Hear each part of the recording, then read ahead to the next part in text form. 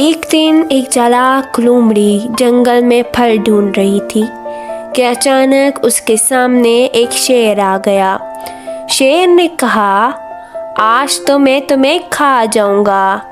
لومڑی بہت زیادہ ڈر گئی، لیکن اس نے ہوشیاری سے کہا، بادشاہ سلامت، آپ جیسے عظیم بادشاہ زمین پر شکار کیوں کر رہے ہیں؟ یہ تو آپ کی شان کے خلاف ہے۔ آئیے، میں آپ کو آپ کے سب سے بڑے دشمن کے پاس لے کر جاتی ہوں۔ شیر حیران ہو کر بولا، میرا دشمن؟ دکھاؤ تو ذرا وہ کہاں ہے۔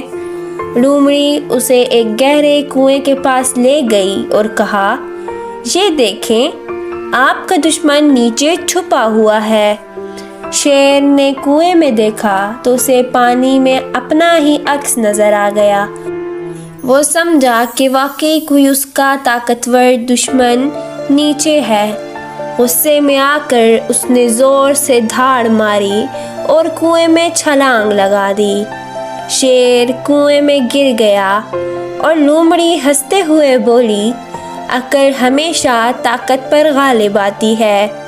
سبق: حاضر دماغی اور ہوشیاری سے بڑی مشکلوں سے بچا جا سکتا ہے۔